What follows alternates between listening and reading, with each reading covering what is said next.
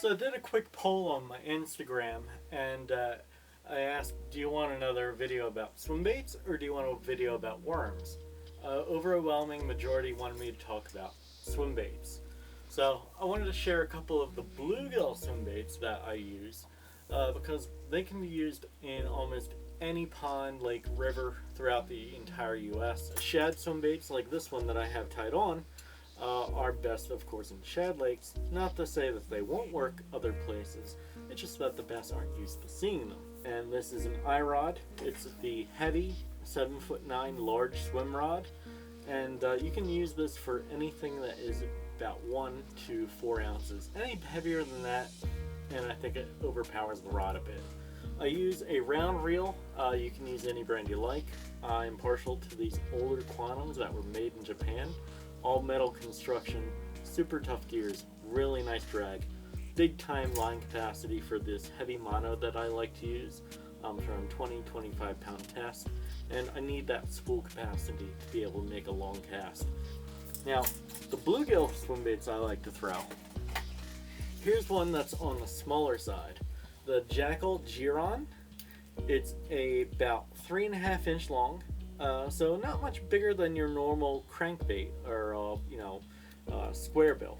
The thing that this does differently is it glides, much like some of those larger glide baits, but this has it in a small bite-sized proportion that almost any size bass will take in. So there are certain days where they just don't want it. I can't tell you why, so that's why I go with the big dog most of the time. So this is a Savage Gear 6-inch line through swim bait. Now the line through is pretty cool because you can mount the hook either top or bottom. I usually go with the bottom mount, and when you get a fish on this, it's gonna be a big one. It's intimidating. It's a big hefty bait, and you need this big rod to be throwing it all day. So when you throw this, I use the reel mostly to provide the action. I'll crank it down hard, let it pause a bit, let it do its thing in the water, and then I crank it hard again.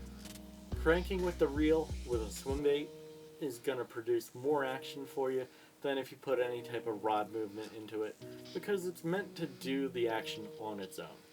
So check these out. Go grab yourself a couple of swim baits and see what you can raise up. I think that you'll really be surprised how many big fish will follow, and you'll really find out what is living in that pond, lake, or river that you're fishing.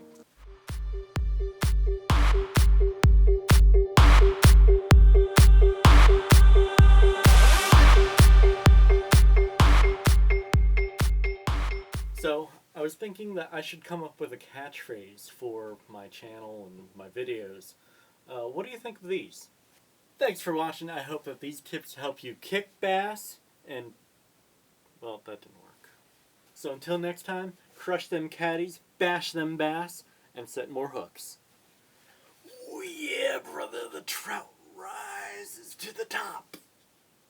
Put some stank on it. God. Listen up. Life is too short to wear lame sunglasses.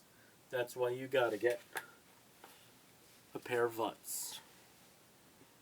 So until next time, crack 'em, whack 'em, and put 'em in the boat. It only takes one cast to land a fish.